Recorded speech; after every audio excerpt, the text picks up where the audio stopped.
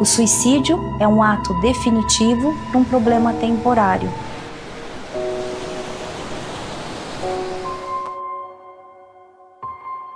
Vamos conversar? Vamos falar? Fala. Põe pra fora. Fala tudo que você tá sentindo. O que tá te atrapalhando? Você ouve vozes? O que te incomoda? Fala.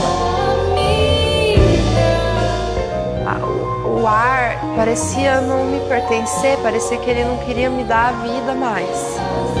A gente está numa sociedade em que assim, é muito imediatista.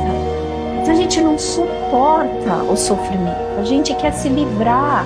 E nós devemos reconhecer que nem sempre nós estamos preparados. Por isso que é importante falar sobre suicídio. Eu tenho medo de dizer como me sinto. Era uma coisa como se eu fosse explodir mesmo. Isso doía. Senti que eu ainda estava no meu corpo, doía.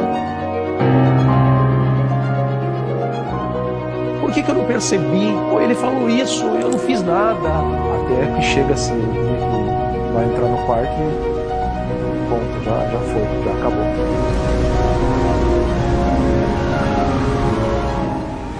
Simplesmente saiu de casa, pegou o metrô e ele se jogou assim de costas. Sem documento, sem nenhuma identidade, sem nada, sem deixar carta. Simplesmente ele sumiu. Saudável, bastante saudável. Não é falar assim, vamos curar, vamos tirar essa dor a qualquer custo. É você poder olhar para a tua dor. A verdade é que a gente quer ser só ouvido e compreendido. Bom, quando a gente chega nessa situação, a gente se pergunta muito qual o sentido da vida.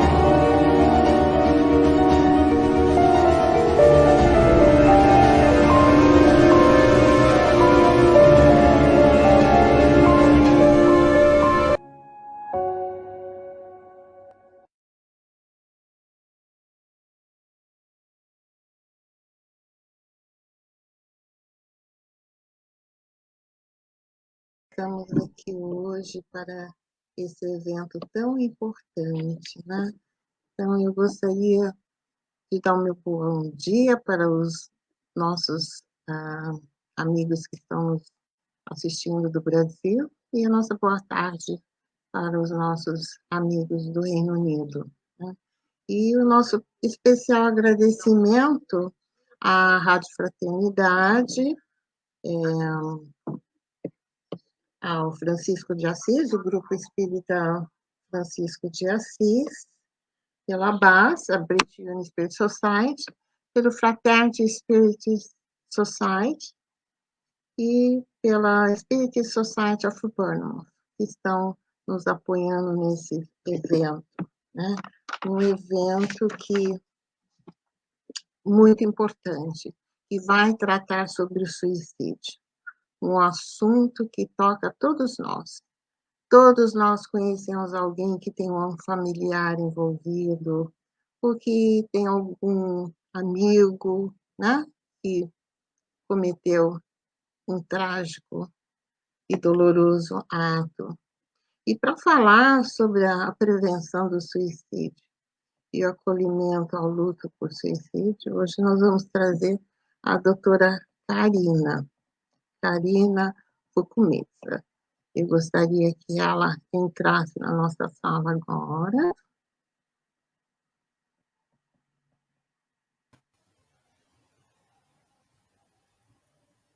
Olá. Boa tarde, querida Karina. Que alegria tê-la conosco. Boa tarde, Ângela, e todas as pessoas que estão nos assistindo.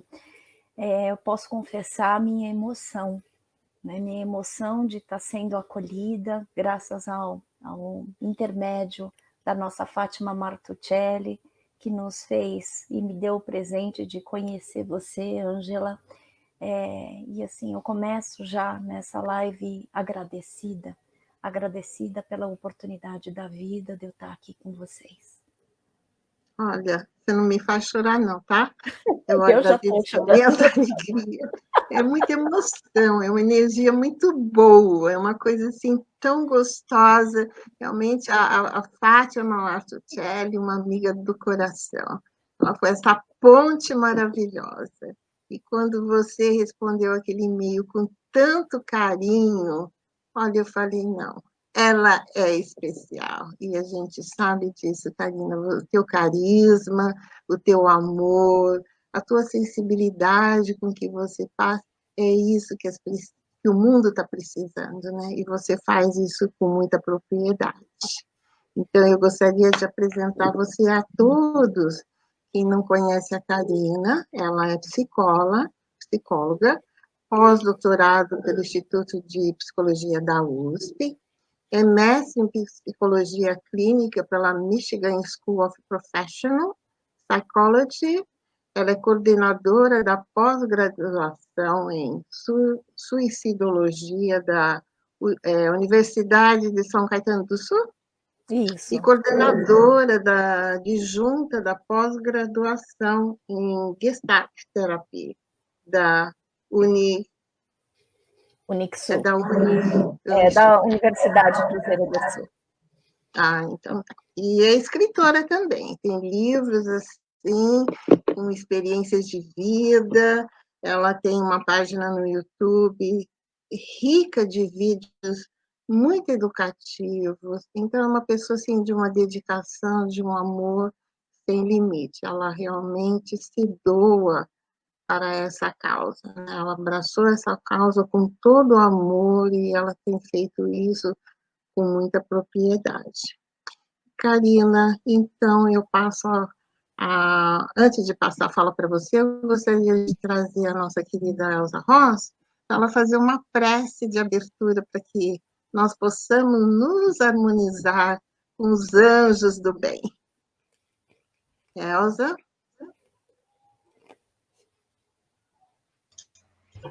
Boa tarde a todos. Obrigada, Ângela, pelo convite do Joana de Ângela Spiritist Society, do Francis of Assisi, de todos que estão agora conosco, sintonizados na sintonia do bem, que vai nos proporcionar uma tarde agradável, assimilar tudo que a doutora Karina vai nos passar, todos esses conceitos que precisamos guardar no coração, para quando a oportunidade chegar, a gente possa acolher com a prece, com amor e com o conhecimento que se adquire quando a gente busca.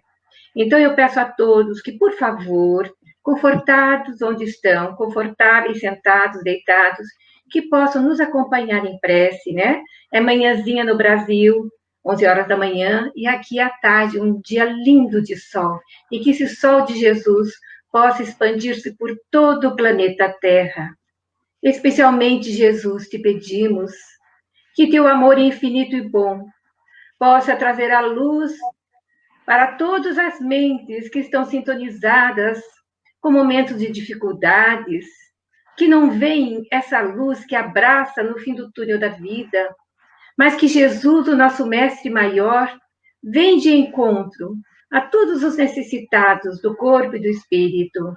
Pedimos a proteção para este evento, abençoando a querida Karina, abençoando a Ângela, todos os envolvidos no amor de Jesus, que todos aqueles que estão sintonizados conosco, que estão multiplicando, passando para outros amigos o link para que possam aproveitar este momento acadêmico, mas cheio de amor, para que todos nós possamos, em sintonia, ajudarmos a salvar vidas.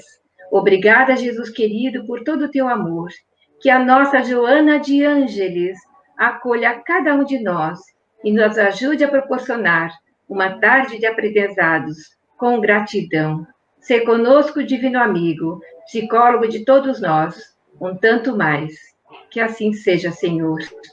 Gratidão.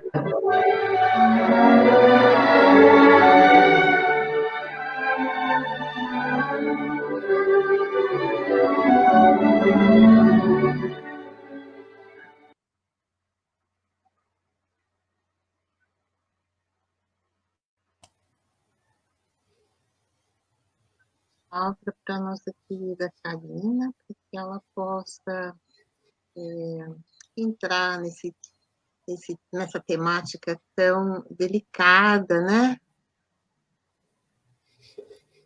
Sim, é delicada, mas necessária a gente conversar sobre a temática da prevenção do suicídio, principalmente do acolhimento ao luto por suicídio.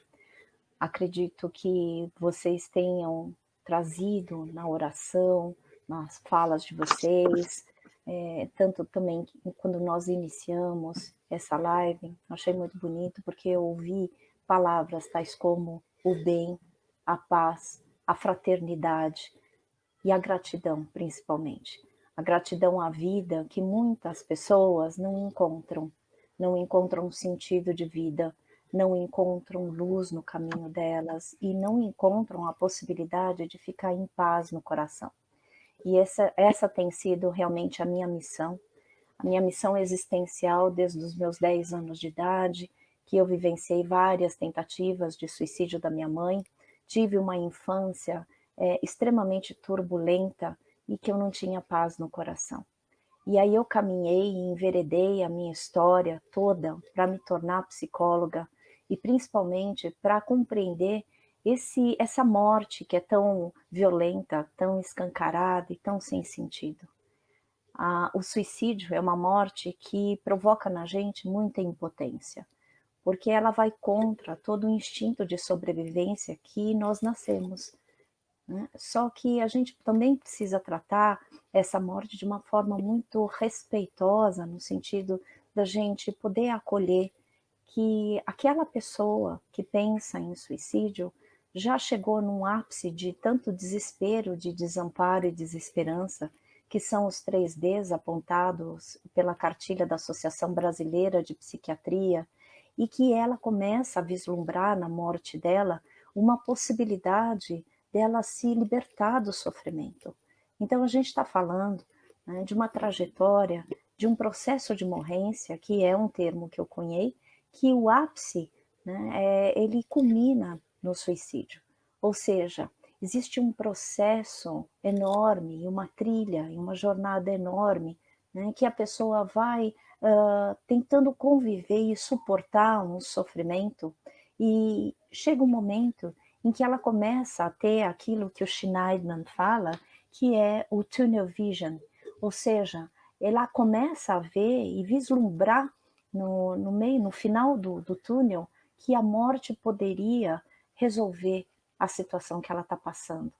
Então, graças aos ensinamentos do Schneidman, que é o autor base dos meus estudos, eu comecei a compreender, né, e eu não tenho uma definição correta ainda, hoje, do que significa o suicídio. Sabe por que eu não tenho? Porque a gente não pode generalizar esta morte. Assim como a gente não pode generalizar as causas de uma pessoa que se mata, porque eu costumo entender que o suicídio não é uma morte multifatorial. E a gente tem uma necessidade muito respeitosa de não ser reducionista e de não trazer elucubrações, né, das motivações que uma pessoa se mata também. O que eu tenho trabalhado no meu caminho da prevenção do suicídio, as pessoas me criticam, principalmente aqui no Brasil, começam a questionar se campanhas de prevenção do suicídio valeriam a pena. Eu falo, valem, a partir do momento que a gente torna, né, a prevenção uma prática diária. A partir do momento que, então, a gente sabe que o suicídio, ele é, então, esse ápice desse processo de morrência, um resultado de um grande sofrimento, e que as pessoas que tentam o suicídio e não têm a morte consumada, ou as pessoas que se mataram, elas não podem nunca serem julgadas como as pessoas covardes, as pessoas corajosas, as pessoas que não conseguiram viver, porque de fato eles viveram. Só que existem alguns momentos e algumas fases da nossa vida, como eu acompanhei a minha mãe, né, que a gente fica extremamente cético, né? A gente começa a duvidar da nossa importância na existência. Então, em virtude de toda essa história de uma criança muito infeliz, eu fui uma criança muito infeliz, uma adolescente muito revoltada, no sentido de sempre buscar uma explicação. E hoje eu tenho um certo discernimento e eu posso falar uma certa maturidade para entender que a explicação eu nunca conseguiria. né? Eu ainda não consigo, e eu sempre falo para as pessoas que me perguntam por quê, eu falo, a verdade vai embora com aquele que se matou. E vem uma emoção para mim e comigo agora nesse momento, porque eu estou trazendo para vocês uma jornada que a gente não precisa necessariamente, e muitas vezes não é a gente nesse plano terrestre que consegue entender o porquê das situações e das coisas que nos acontecem. Eu gosto muito de um teórico que traz, que ele se chama Viktor Frankl, e ele fala que muitas vezes a gente precisa não ficar perguntando o porquê que as coisas acontecem, mas o para quê. Então essa foi sempre a minha jornada. Eu falei, para que eu vivi, né, essa tormenta de ter uma infância com essa mãe que tentava, né, se matar, e que a gente chegava nos prontos-socorros e a gente ouvia barbáries, Dona Yoko, a senhora não tem o que fazer a não ser ficar tentando se matar, né? A próxima vez a senhora tenta de um jeito um pouco mais efetivo para fazer com que a gente não perca tempo com a senhora. Isso quer dizer que o desrespeito sempre foi uma marca muito grande, o julgamento e a crítica também foi uma marca muito grande. E eu sempre trilhei com esta ideia. Muitas vezes eu cheguei a perguntar por quê que eu estava nessa história e nessa parada, e muitas vezes eu tentei negar aquilo que era parte da minha história. Até que eu, há 6 anos atrás, tive uma inflamação cerebral, e aí então compreendi que realmente não adiantava eu me perguntar o porquê que as coisas aconteciam, mas o para quê. E eu fiz uma promessa para o Papai do Céu, que tem dado muito certo, que é poder, se eu conseguisse... Desculpa. Muito emocionada.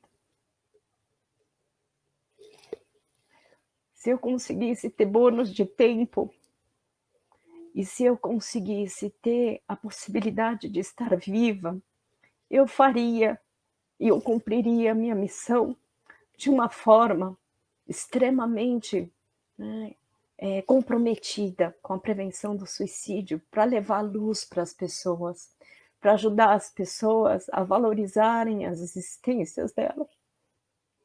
Então, a minha emoção é muito grande, porque começamos com uma oração trazida pela Elza, e começamos, né, a ter uma sensação, eu pelo menos comecei a ter uma sensação de comunhão, né, de que na minha missão, e eu achava, né, como a minha limitação terrestre sempre me colocou na ideia de que eu estava sozinha. E sabe que a sensação que eu tenho aqui agora, por isso talvez é tanta emoção, porque eu não fui abandonada. E às vezes, em alguns momentos, quando a gente está passando alguns tsunamis existenciais, e esse é o tsunami que eu trago para vocês, a minha vida inteira foi repleta de tsunamis existenciais que me fizeram duvidar, me fizeram sentir que eu sempre estava sozinha. E aí, assim, a sensação que eu tenho é que eu não estou sozinha. Existem, né, muita energia, existe muita energia aqui comigo, né, com vocês que estão nos ouvindo, né.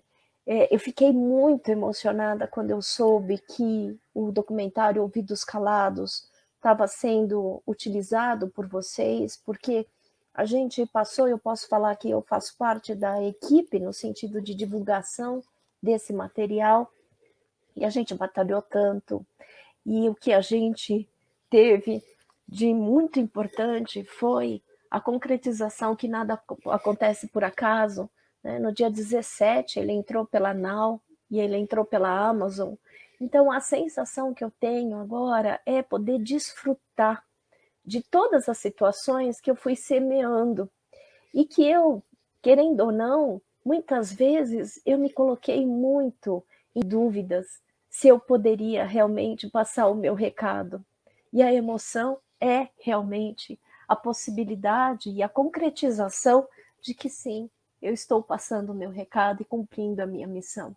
Também acredito que não seja por acaso que eu esteja emocionada, porque todas as vezes que eu falo sobre qualquer situação de trazer paz, de trazer luz, de fazer o bem para as pessoas, eu sempre faço isso em reverência à minha mãe.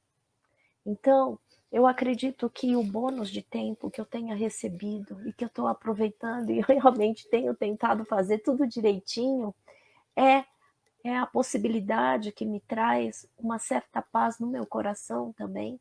E muitas vezes eu congrego e tenho uma fraternidade com pessoas que eu nunca falei na vida, e a sensação que eu tenho é que eu estou tendo reencontros. A Ângela foi uma das pessoas, né? A nossa Fátima está aqui nessa live, né? Então, assim, algumas pessoas que eu tenho tido a possibilidade de falar hoje em dia, né, é exatamente essa sensação e essa concretização, primeiro, que eu nunca estive sozinha. Segundo, que aquela menina, ela pôde trilhar um caminho, e um caminho de busca de compreensão e de mais respeito e de dignidade, né? Dignidade para o ser humano que sofre. Ou seja, o que a gente tem que falar é que ninguém que queira se matar, né, e que fala que quer se matar, tá bem. Obviamente não tá. Mas a gente sempre precisa ter uma atitude de respeito para com essa pessoa. É um grito de socorro.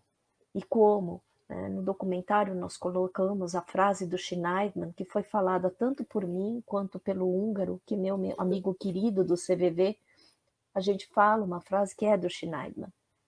Suicídio é um ato definitivo para um problema temporário.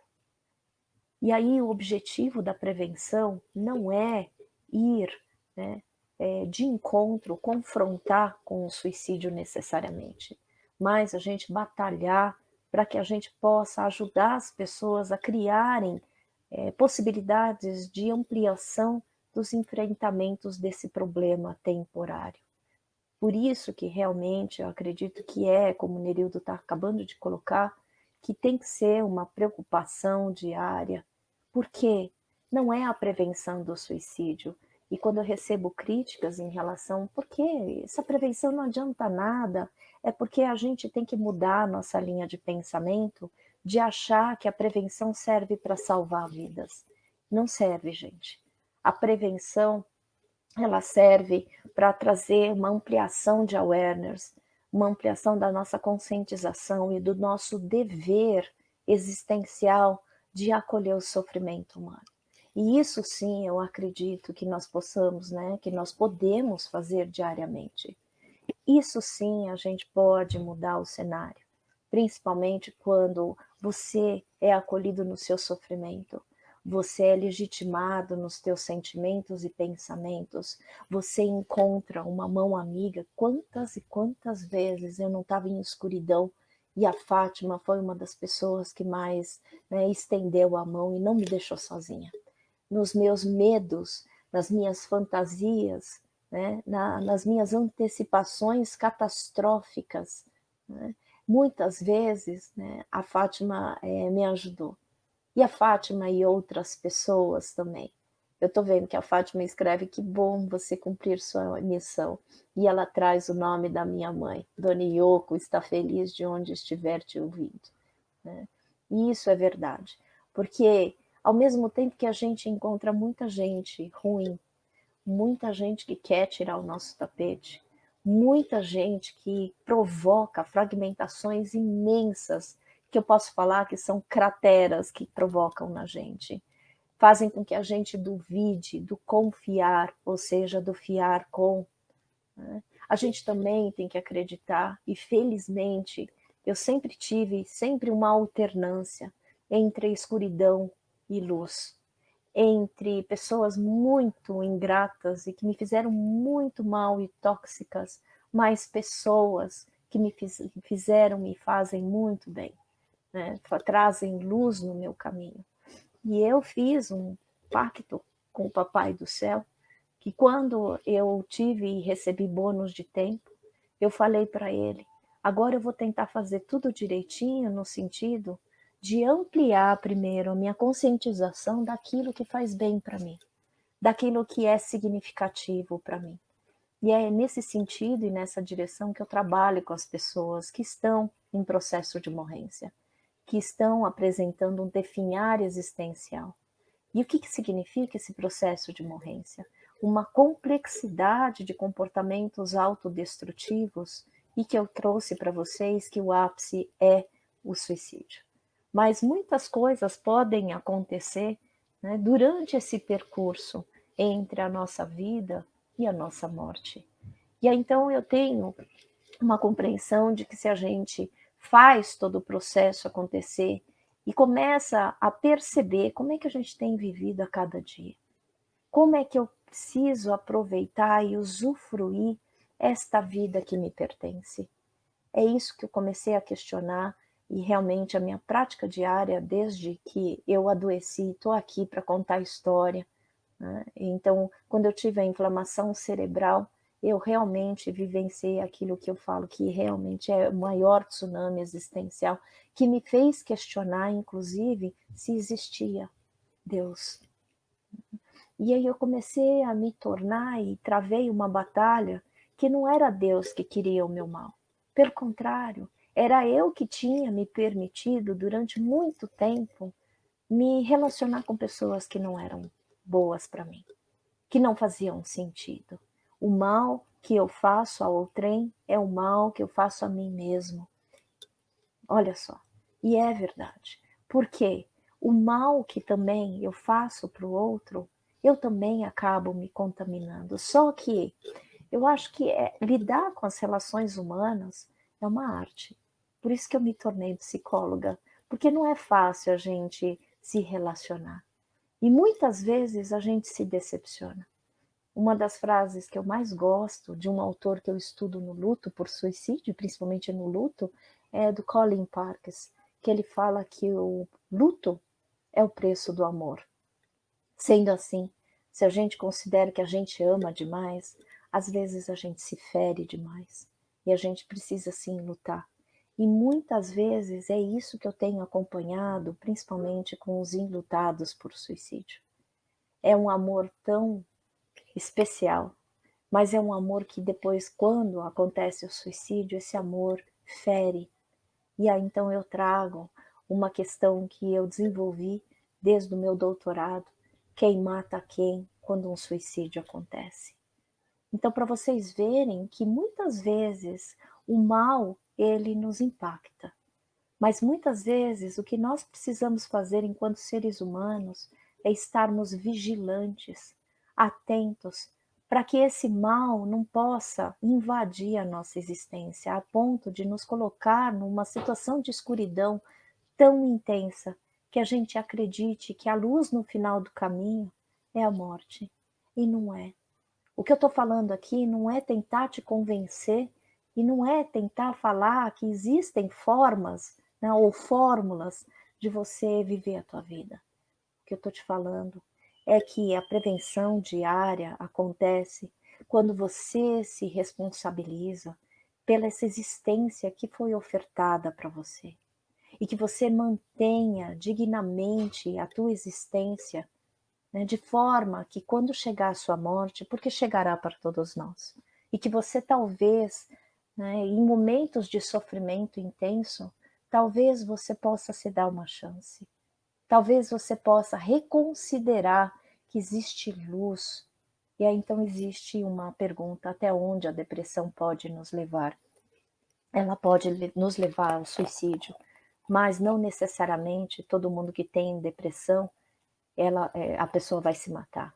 Então a gente tem que também, e aí uma das coisas que eu tenho trabalhado nessa campanha de prevenção é que as pessoas, né, principalmente no Brasil e no mundo, antigamente a gente não falava sobre depressão. Hoje em dia é mais fácil até a gente falar sobre depressão a falar, é preferível falar de depressão a falar do suicídio. E uma das coisas que tem acontecido, que é esse entrelaçamento reducionista de que o suicídio acontece só por causa de depressões.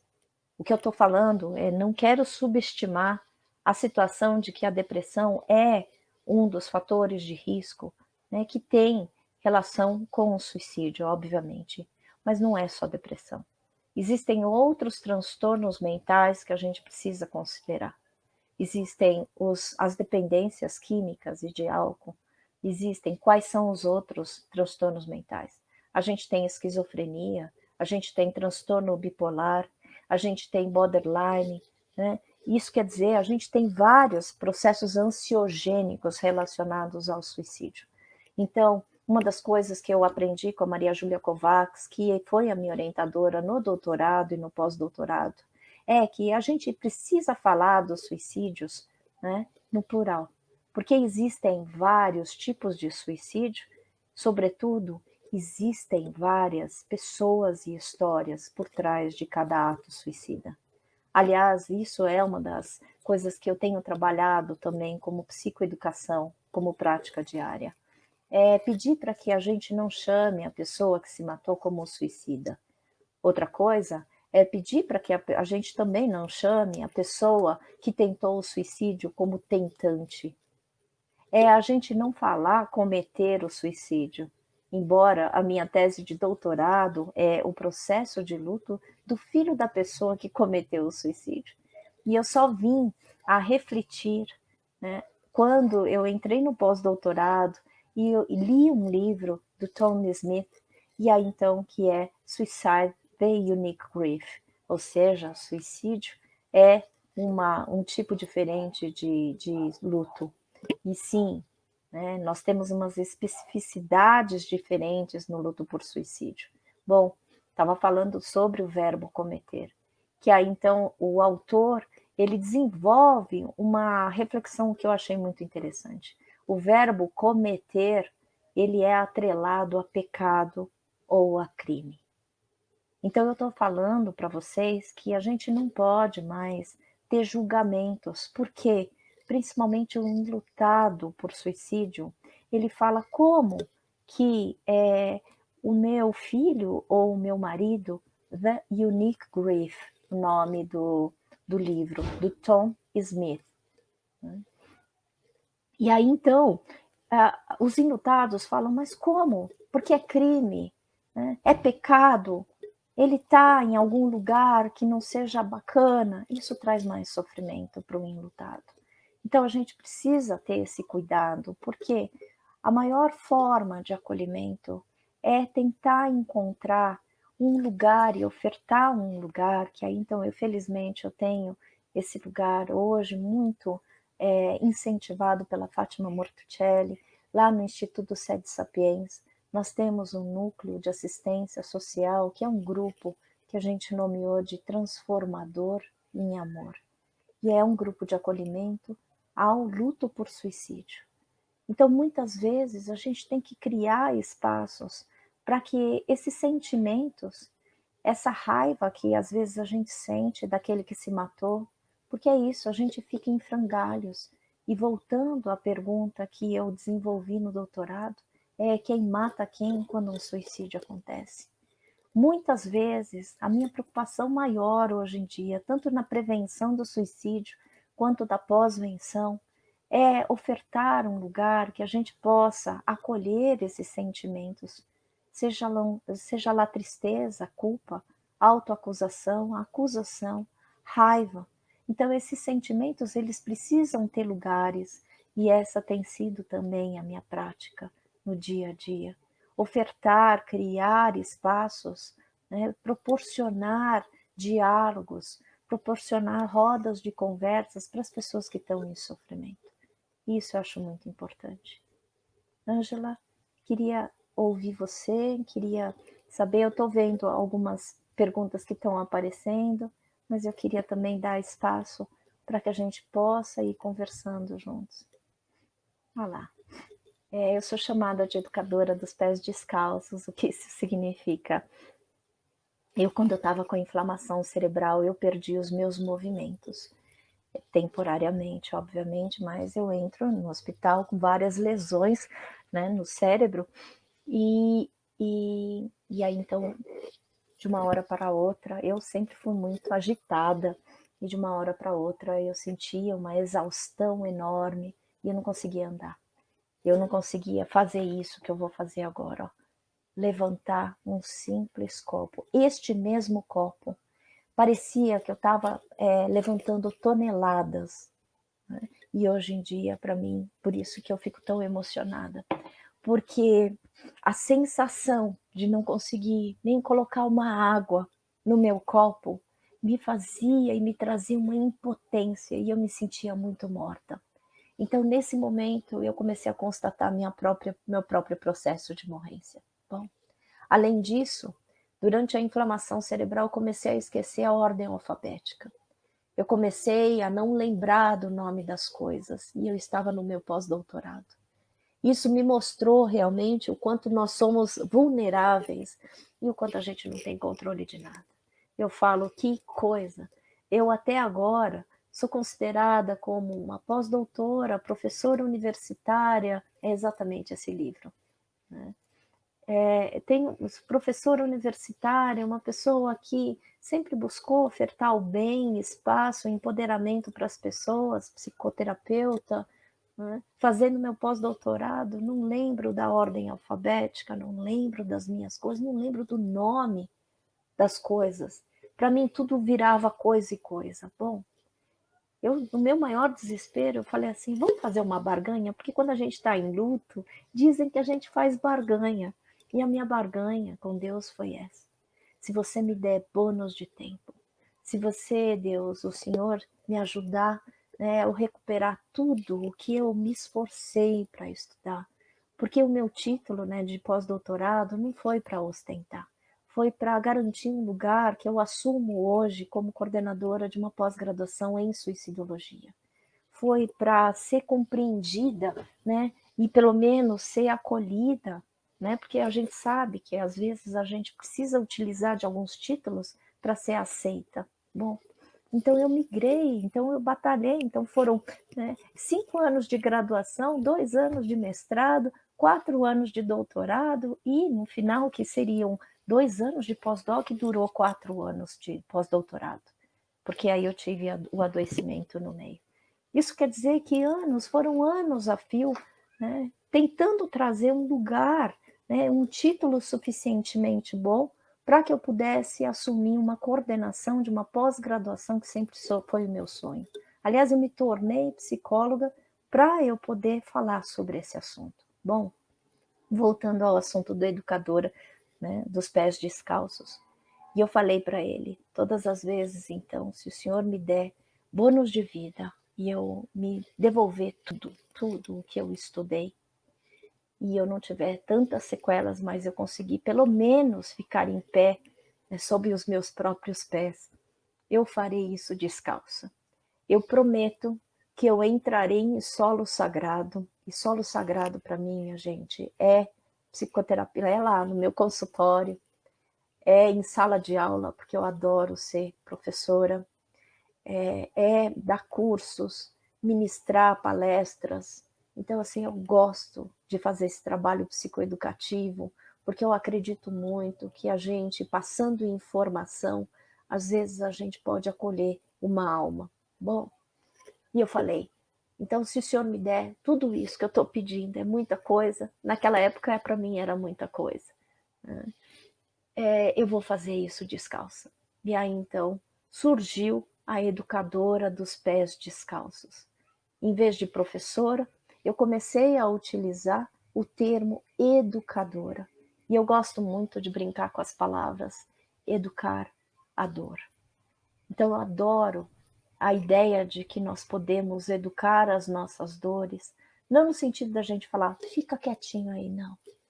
A educação das dores que a gente tem que ter é a gente poder legitimar o que a gente sente, principalmente aqueles sentimentos que a gente não costuma dar hospitalidade. E principalmente quando a gente não acolhe a nossa raiva, o nosso ódio, nosso desejo de vingança. Isso é tudo agressividade que a gente engole. E às vezes a gente engole e fica uma marca aqui, que a gente chama de uma bola aqui, né? Que fica tudo parado. E que muitas vezes o que a gente precisa entender é que a gente precisa colocar para fora. Então eu desenvolvo uma crença de que quem não explode em doença, e implode em suicídio. Porque, então, se a gente tem ou a vida ou a morte, e eu entendo que o adoecimento é uma segunda chance que a gente tem para a gente se reeducar, ou seja, educar as nossas dores novamente. E foi todo esse percurso que eu tenho trilhado. Hoje em dia eu não deixo mais, ou pelo menos eu não permito mais eu ficar engolindo o sapo. Aliás, uma das coisas que eu tenho, uma das frases que eu tenho no consultório fui ser feliz e já volto. Né? E eu acredito que isso tem me ajudado muito, porque eu não me permito mais engolir sapo, eu não me permito mais ficar em lugares que eu não sou benquista, eu não quero mais e eu tento me afastar de relações que são tóxicas e mais. Eu deixo muito claro, né, quais são as pessoas que eu não quero ter perto, porque eu não vou me autodestruir. Então você percebe o que eu estou trazendo através do meu, né, da minha vida, meu trabalho tem sido muito visceral. É acreditar que a gente tem condições da gente mudar, principalmente, aquilo que nos autodestrói. E quando eu falo autodestruição, é uma direção que a gente faz que na inabilidade de eu matar aquilo que está me provocando sofrimento, muitas vezes a gente tem processos autodestrutivos. E quando eu falo que nós, eu não estou falando mais que são eles que querem se matar, são eles que se autodestroem. Eu estou fazendo um convite para que a gente possa realmente assumir protagonismo e responsabilidade naquilo que nos acontece, principalmente de ruim. Né? Porque nos acontecem mesmo. E ao mesmo tempo a gente não pode ficar parado na nossa impotência e também não pode ficar na onipotência de querer mudar tudo de uma vez. Ou seja, o processo de mudança, ele precisa vir com o tempo. Por isso que eu também criei uma frase que eu trago, que a vida é a arte que leva tempo. Ou os nossos processos, e eu comecei a me questionar, eu estava com 43 anos naquela época que eu tive a inflamação cerebral. Vai fazer, dia 23, vai fazer exatamente os 6 anos. Né? E aí então eu falava assim, gente, mas como é que eu vou mudar, né, com 43 anos? E assim eu falei, eu não sei como é que eu vou mudar, mas se eu me atrelar para que isso tudo está acontecendo comigo, qual é a função, eu vou acreditar que vai ser difícil, vai ser. Nada na vida é fácil, mas que eu vou conseguir e que nada é impossível. Tanto é que eu estou aqui para contar a história para vocês. Não é impossível a gente lidar com as nossas mazelas e com nossos processos autodestrutivos. Karine está perguntando como conseguir ajudar uma mãe que entra nesse processo de luto interno após ter perdido um filho pelas vias do suicídio. Não conseguem compreender o que levou o filho a tomar essa decisão. Se culpa. Karine, a gente não consegue tirar às vezes, a dor e o fardo do outro.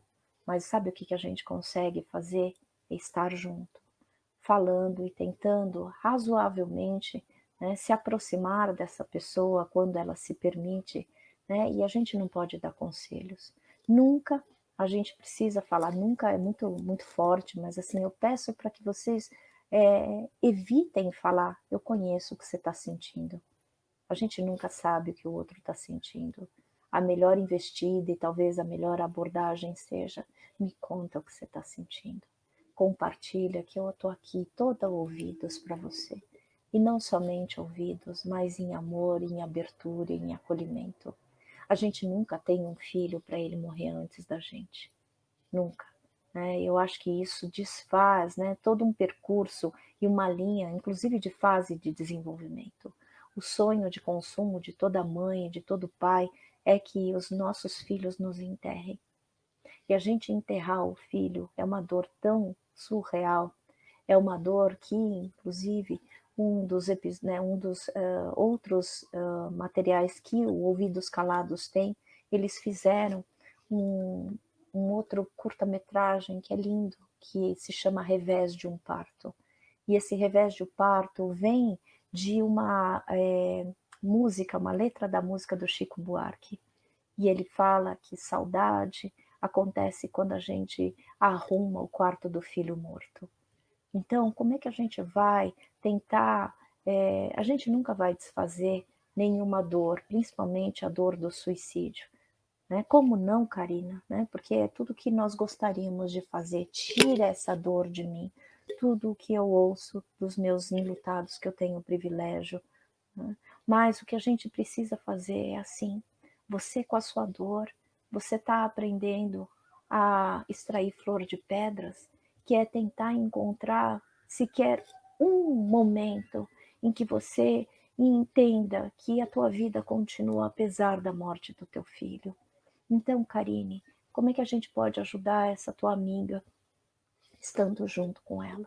Falando, minha amiga, conte como é que você está se sentindo. Eu estou aqui para o que deve é. Uma das coisas mais lindas que eu aprendi com a Fátima, né, foi que quando as nossas amigas estavam muito em vulnerabilidade, qualquer situação, a gente começa a criar kits carinho. E esse kit carinho, que é o kit cuidado, é um jeito de agradecer e mostrar para o outro que ele não está sozinho. Então, Karine, por favor, ofereça kits carinhos para sua amiga. Pergunte para ela em que você pode ajudar. Não vai chegando ajudando e querendo oferecer aquilo que ela nem pediu. Não ofereça conselhos. Não ofereça, né, a ideia de que você sabe o que ela sente, porque nunca a gente sabe. Talvez você possa falar assim, minha amiga, eu gostaria de tirar o que você está sentindo, mas eu não consigo também. Eu sou limitada enquanto ser humano. E o que eu posso fazer é realmente a possibilidade de falar para você, eu estou junto, você não está sozinha. E é isso que nós temos feito muito para os nossos enlutados. A gente acompanha diariamente. Quando a gente percebe que alguém está em vulnerabilidade, a gente vai no pessoal, a gente tenta acessar essa pessoa, encaminha para psicoterapia, às vezes para psiquiatria, encaminha. É para a gente dar esse sentido de amparo que eu senti e muitas pessoas também sentiram. Né? Então a gente oferta o nosso melhor. E às vezes o nosso melhor não é o melhor para as pessoas. Então, muitas vezes esses atos de generosidade, eu tenho uma frase que eu criei, que a gente suporta a dor com atos de amor. Muitas vezes é muito melhor quando você quer cuidar de um enlutado, é você entender que você vai ofertar e vai criar atos de amor. Isso dá uma serenidade no coração, né, minha gente? Dá realmente uma paz, porque saber que você não está sozinho, saber que nessa caminhada que a gente fica cheia de fragmentos, a gente não está sozinho, isso faz total diferença. Quando devemos buscar ajuda profissional se tiver ideia de suicídio? Olha, ajuda profissional nunca faz mal para ninguém. Né? Eu estou falando e parece que eu estou vendendo meu peixe, estou, porque psicoterapia, né, e muitas vezes a gente tem que lidar, né, e utilizar algumas medicações, não faz mal para ninguém. Sabe por quê, minha gente? Ninguém vai te ajudar se você não fizer isso por você. Entendeu? Então, o que a gente precisa realmente fazer é buscar ajudas e expandir as nossas formas, primeiro, de enfrentamento. Então, a psicoterapia, ela tende a nos ajudar a ressignificar as percepções que muitas vezes a gente, só solitário, né? E a gente pode entender que a nossa cabeça, a nossa mente pode se tornar o nosso pior inimigo. Se eu falo para você assim, não pensa no vermelho, você não vai falar para mim assim, nossa, a primeira cor que eu pensei é no vermelho, não é? Então é a mesma coisa eu falar para você, não sente raiva, não sente ódio. Aí você vai falar assim, gente, né? Como é que eu não vou sentir se eu estou sentindo? Quando você está num processo de psicoterapia, né, seja lá pensando ou não em suicídio, mas se você estiver pensando, é a hora de você ressignificar o seu sofrimento. Porque se você nem consente o que você sente, e aí então eu normalmente trago essa definição que o suicídio é um ato de comunicação, de uma dor sentida e não consentida. E muitas vezes não é nem somente consentida pelo outro, é a gente que não se autoriza a sentir o que a gente sente. A gente acha errado sentir. E é um pouco do que eu falei no documentário Ouvidos Calados, que é assim, não é curar. A gente tem uma falsa ideia de que a gente vai se curar desses sentimentos. A gente não cura sentimento. Só porque, né, realmente, a realidade é que nós não somos objetos. Isso quer dizer que se nós nascemos existência, a gente tem um kit existencial que inclui a gente sentir. Então, como é que você vai curar sentimento? Como é que você vai curar pensamento? Sim, pensamento dá, através da ressignificação. E muitas vezes a ressignificação é proporcionada pela psicoterapia, pelas análises. Então, minha gente, né, eu acho que assim, uma das coisas que eu sempre falei para as pessoas, ninguém vai fazer por você o que você tem que viver. A cada um seu fardo e seu privilégio. Quer dizer, a gente sempre tem, aqui a gente tem um cantor que eu adoro, uma música que ele traz assim, todos sabem a dor e a delícia de ser quem é. Então, assim, a gente sabe das nossas delícias, mas o difícil é a gente dar conta das nossas dores. Então, é como se eu estivesse te convidando a ser o teu próprio educador. Educar as suas dores significa acolher as suas dores. E acolher significa proteger, inclusive legitimar quando você, né, começa a perceber algumas relações tóxicas, algumas situações que não te fazem bem, e você tem o direito a ter uma dignidade na sua vida. É o que eu chamo de dignidade existencial. E aí, quando a gente assume essa dignidade existencial, quando a gente assume eu sou eu, porque só sou eu, simplesmente sendo bom ou ruim, eu não posso entrar em comparação, né? E muitas vezes, quando a gente entra em comparação, a gente sempre está atrás. Eu peço para que vocês coloquem essa pergunta aqui que entrou, mas como fazer isso, Karina? Excluir pessoas e algo que não os destrói, quando é a sua mãe, sua família. Você não vai excluir, obviamente, porque muitas vezes quem nos machuca é quem está perto, como você acabou de trazer, Ana, né? Mas o que você precisa entender é que você vai encontrar uma forma de se distanciar emocionalmente. Se você confrontar, já que é a tua mãe, né, eu não sei qual que é o nível de relação e como é que vocês estão, mas pouco que você me traz, assim, está muito pertinho. E aí, então, você precisa aprender a se fortalecer primeiro, né? E se fortalecer, talvez, um processo de psicoterapia te ajude, no sentido de você falar como é que eu posso criar um distanciamento emocional mesmo estando perto. Porque, infelizmente, muitas vezes, a gente se decepciona com aquele que a gente está junto, né? Porque o inimigo a gente já sabe até onde que a gente não quer ir, né? Então fica claro, mas quando esse inimigo começa a estar nas nossas relações, o que a gente precisa fazer é aprender a se distanciar, né? Não fisicamente, mas a gente pode se distanciar emocionalmente. E isso tem sido, né, um acompanhamento que eu tenho feito com algumas pessoas. Então, acho que isso é importante, porque se as coisas não são do jeito que a gente quer, a gente pode mudá-las.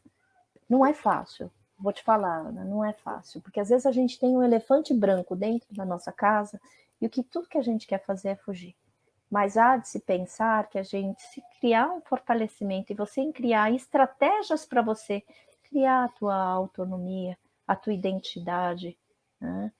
E você conseguir, né, realmente respirar e tomar fôlego, eu acho que esse é o caminho. Pode voltar esse comentário da Gabriela, por favor? Ah, minha Gabriela, olha só. Gabriela, ela é outra pessoa que eu tenho a sensação que eu reencontrei. Ela coloca da história, de pura luz, e você também, minha Gabriela. Eu costumo, quando eu tenho muito carinho, eu falo minha, né? Ah lá, que de carinho, né? A Fá falando, traz a surpresa que alguém se importa com nós. E isso é, né? E aí, Fá, você traz, né? Traz a surpresa, porque muitas vezes, quando a gente está em carne viva, em tanto sofrimento, a gente se surpreende com atos de amor, atos de importância. É isso que a gente precisa talvez passar. Quando vocês trazem, e que me trouxe emoção, fraternidade, né? Você poderia falar do seu livro Extrair Flor de Pedras. Na verdade, é esse livro aqui, ó,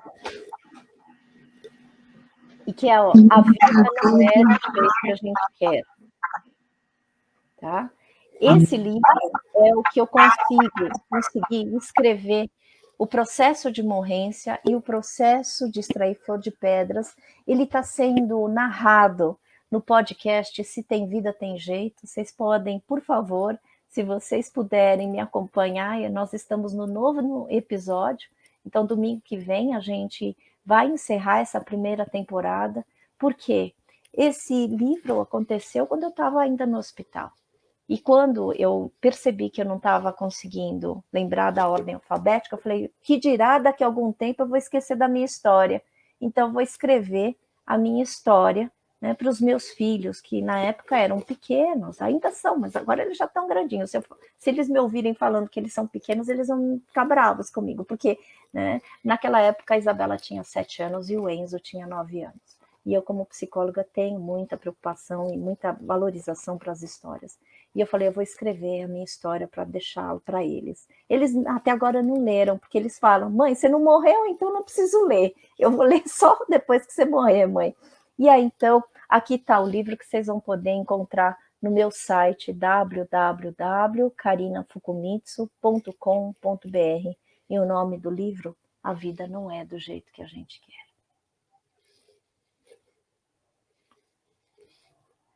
Disponível no Instagram, é isso? Oi. Ele tá disponível na loja virtual, vou colocar aqui no chat, na loja virtual do site karinafukumitsu.com.br, e nós temos um podcast que Se Tem Vida, Tem Jeito. O que eu estou fazendo? Quando eu descobri que eu tenho glaucoma, né, eu fiquei com muito medo de não conseguir mais escrever e enxergar. E eu comecei a criar, né, um podcast juntamente com a Paula Calbianco, o podcast Se Tem Vida, Tem Jeito, para eu ler os trechos desse livro. Então, esse livro está sendo, né, fazendo parte da primeira temporada, que eu pego trechos desse livro, então vocês vão ter um pouquinho deste livro, que é, né, o que vocês vão encontrar, o livro físico, e daqui a pouco a gente vai ter o livro em e-book, e aí então vai chegar mais fácil para vocês também, porque quando eu descobri o glaucoma, eu falei, eu preciso também ajudar, ou pelo menos ampliar o meu trabalho para as pessoas com baixa visão e cegas. E aí eu fui me dando conta da importância que tem esse tipo de ampliação de acolhimento, porque quando eu percebi que eu, talvez daqui a algum tempo, porque o glaucoma é uma doença degenerativa também, crônica, que não tem cura, a partir desse momento eu comecei a ficar praticamente com muito medo de não poder enxergar, porque a coisa que eu mais gosto de fazer é escrever. E aí eu falei, bom, então eu preciso começar a me virar para eu encontrar outra forma de passar a minha mensagem. E aí uma outra forma que eu tenho encontrado é pelo podcast Se Tem Vida, Tem Jeito. Alguém gostaria de ter fazer mais pergunta para a Karina? Elza, quer trazer a Elza, Gilson, por favor, na nossa sala?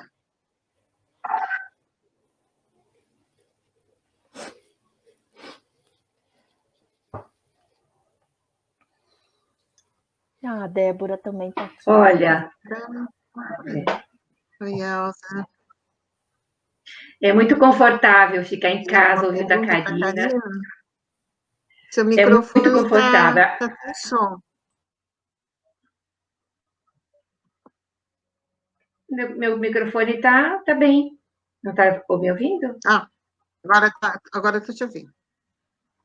Então, tá bom. Estou te ouvindo. Então, Karina, não é nem questão de fazer pergunta, é questão que a gente vai aproveitar muito do que você falou, logicamente com os créditos ao seu nome, nas lives que a gente faz também da previsão do suicídio, aí que são 10, porque é importante isso, multiplicar as coisas boas. E o que você está passando é realmente o que a gente precisa no dia a dia para compreender, para entender, sem nenhuma outra mistura. E isso que traz para a gente o conforto do conhecimento. Que conhecer sem poder aplicar, às vezes fica complicado, né? E a gente tem que pôr a luz sobre a mesa, para que todos se iluminem. E o que você está fazendo é isso. Então, que Deus te dê em dobro toda a bondade que você traz para salvar vidas, trazendo esse kit carinho que eu vou usar. Essas frases são muito interessantes, porque atende o jovem. Porque o que está acontecendo? O jovem está sem rumo. Não é? A minha preocupação muito é com os jovens que com 13 anos, 15 anos, estão partindo pelo suicídio, sem ter problemas materiais, especialmente aqui no Reino Unido, fora do Brasil. Também tem no Brasil. Mas a dor não tem idade, a dor não tem raça, não tem cor. Os problemas são todos ligados, em todo lugar tem o mesmo problema. Só não quer morrer, quer terminar a dor, não é? Eu acho que a live de hoje está sendo muito importante. É só isso, nenhuma pergunta. Eu adoro quando as pessoas fazem, porque eu estou aprendendo mais, viu? Muito obrigada, Karina. Obrigada, Ângela. Obrigada, Karina. Karina, o Gilson sugeriu de passar o vídeo novamente, porque agora nós estamos com mais pessoas. O que você acha? Vamos? Acho Gilson. perfeito. Então, ótimo. Então, Gilson, quando você puder, pode pôr o vídeo novamente, por favor.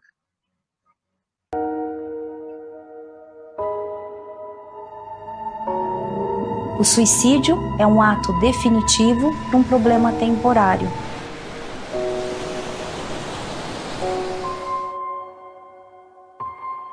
Vamos conversar? Vamos falar. Fala. Põe pra fora. Fala tudo que você tá sentindo. O que tá te atrapalhando? Você ouve vozes? O que te incomoda? Fala. O ar parecia não me pertencer, parecia que ele não queria me dar a vida mais. A gente está numa sociedade em que assim, é muito imediatista. Mas a gente não suporta o sofrimento, a gente quer se livrar. E nós devemos reconhecer que nem sempre nós estamos preparados. Por isso que é importante falar sobre o suicídio. Eu tenho medo de dizer como me sinto. Era uma coisa como se eu fosse explodir mesmo. E isso doía. Sentir que eu ainda estava no meu corpo doía. Por que eu não percebi? Pô, ele falou isso, eu não fiz nada. Até que chega assim, vai entrar no quarto e pronto, já foi, já acabou.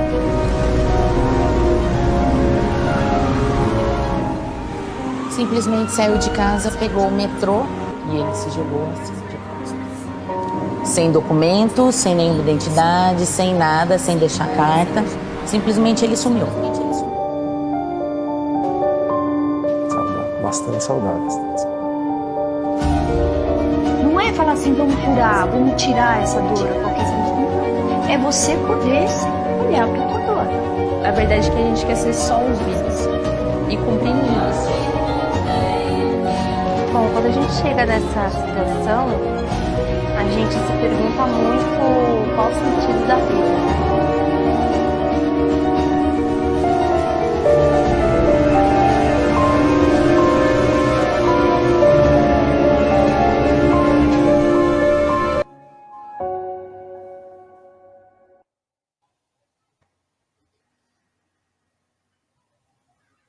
Essa frase que aparece no final, que o suicídio é um ato definitivo, né, para um problema temporário, advém de um ensinamento que é o autor base dos meus estudos, que eu comentei com vocês, que é o Edwin Shneidman.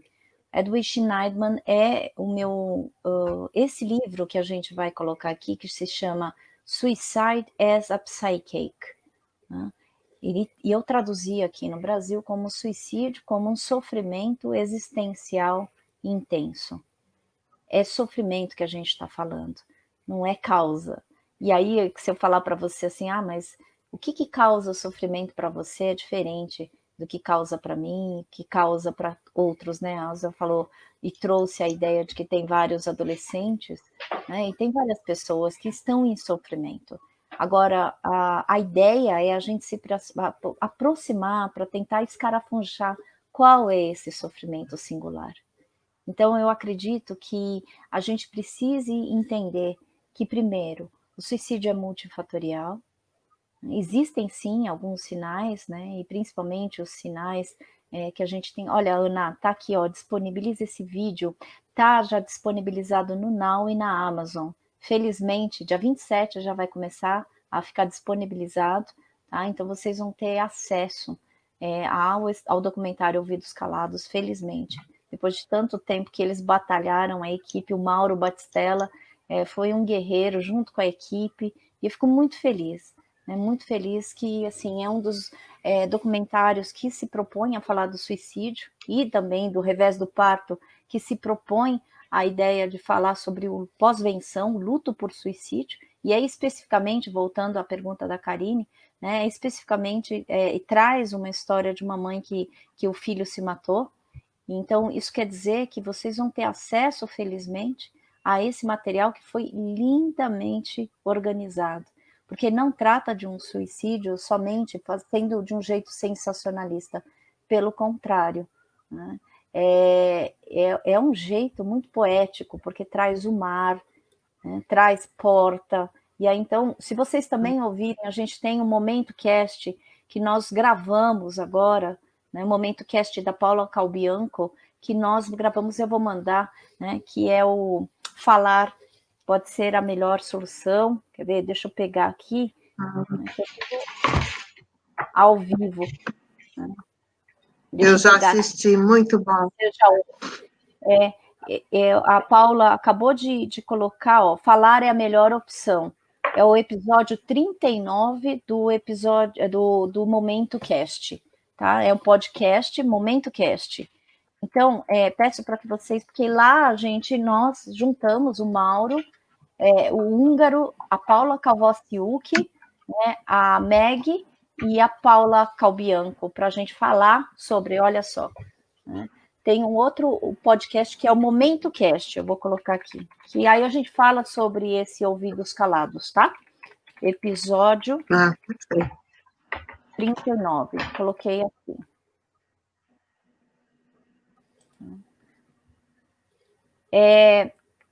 Eu vou colocar aqui, eu não atendo o celular, Karine, mas você pode me escrever um e-mail, se você entrar no meu, eu vou colocar aqui, tá? Vou colocar o meu e-mail do site, tá? Então, por favor, porque assim, eu tenho costume agora, desde o meu adoecimento, a não atender mais celular. Aí você fala, mas como é que você trabalha com emergência não atendendo o celular? Aí eu vou te falar, bom, na época da minha avó e da minha mãe, e na minha época ainda, eu peguei aquela época do orelhão, que a gente não tinha, né, não estava disponível 4 horas para as pessoas. E com o meu adoecimento, que é autoimune, eu aprendi também a me preservar. Então, eu peço, né, porque se eu oferto o meu telefone e eu não atendo o celular, então eu não gosto de prometer disponibilidade que eu não tenho, né? Então, eu aprendi a me poupar. Então, se você quiser, Karine, me escreva um e-mail, a gente vai se conversando e a gente vai trocando figurinhas, tá? E eu, sempre que posso, eu vou pedir um tempo para responder, porque, assim, eu tenho várias mensagens, não estou me desfazendo da nossa conversa, mas eu peço um tempo e uma oportunidade para que eu possa responder no meu tempo. Ah lá, Momento Cast, episódio 39, que a gente fala sobre esse documentário Ouvidos Calados. Maravilha, maravilha. Olha, Karina, sem palavras pelo carinho, por essa fala maravilhosa que tocou os nossos corações. Eu realmente me mantive aqui em lágrimas, porque foram depoimentos assim muito verdadeiros, né? Que a gente viajou junto com a tua história. Então você é uma pessoa abençoada, porque ter alguém para falar em nome dos que sofrem são muito poucos. E você, minha linda, tenha certeza que Deus está te amparando nessa reencarnação maravilhosa e brilhante que você está fazendo. Faço da Fátima as minhas palavras. Dona Ioko está lá de cima, te aplaudindo, orgulhosa da filha que você tem, que ela tem, né, Dona Ioko? Tá bom? E vamos lembrar dessa frase, Kites carinho. Eu estou junto, você não está sozinho. A gente suporta a dor com um ato de amor. Vou lembrar sempre dessas palavras. Muito obrigada, Karina. E eu quero mandar aqui um beijo grande para a nossa querida Fátima Martuccelli, nossa amiga do coração. Muito Olha, obrigada. se vocês Então, falam agora nós vamos... Fala, por favor. gratidão, sabe, a minha emoção, isso nunca aconteceu numa live, assim, de eu já começar emocionada. Então, assim, eu só entendo e a minha gratidão é imensa. Imensa, porque, assim, que bom que a gente se emociona. E se ser educadora dos pés descalços é assumir os sentimentos, eu só tenho que agradecer, porque eu vi muita, muita energia em vocês. Muita espiritualidade acontecendo. Então, eu só tenho que agradecer a vocês. E nós em você, viu? Eu acho que é por isso que existe essa ligação tão forte, desde o primeiro contato. Gratidão, minha amada.